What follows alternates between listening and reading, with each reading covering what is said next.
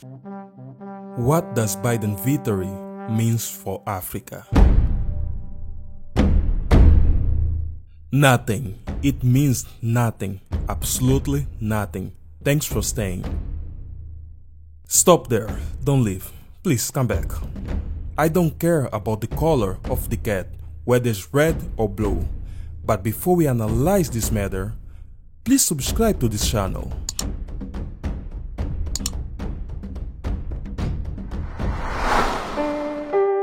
Now, let's get back to the topic. The Joe Biden victory means nothing for Africa.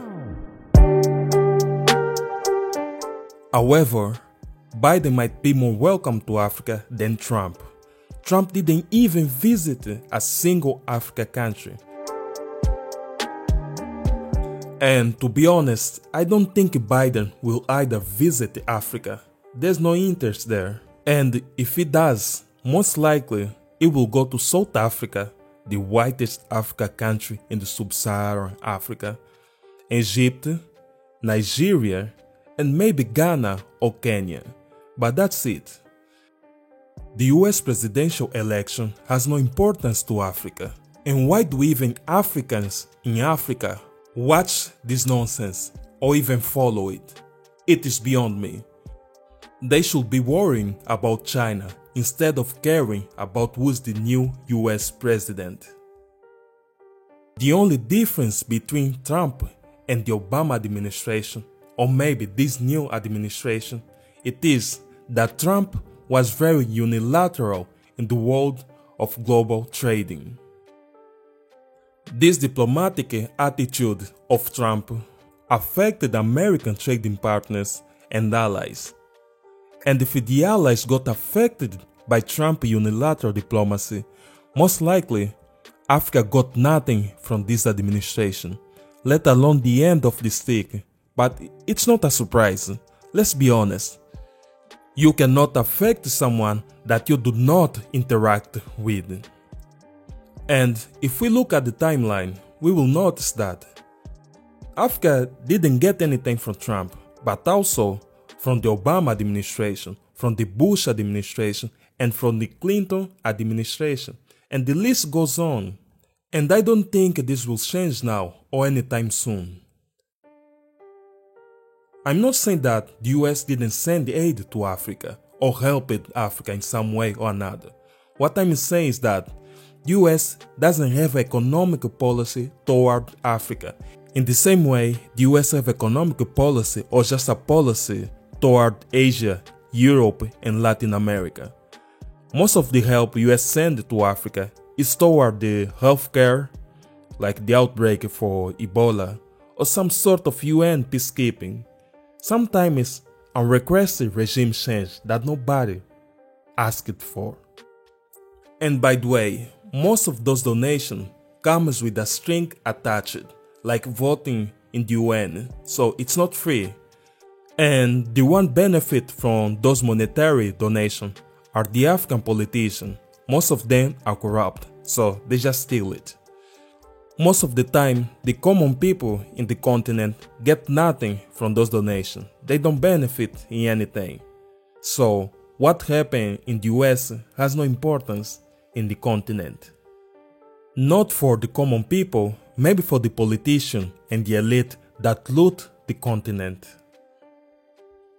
Some people might say that Africa should follow the steps that Asia took. Well, people who make those type of statements might have good intentions, but those statements are very short-sighted, and the analysis and research behind it is kind of flawed.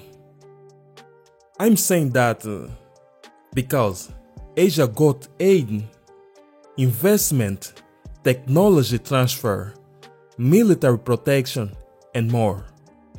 They got all of that from the Westerners' power and the societies that were more advanced back then.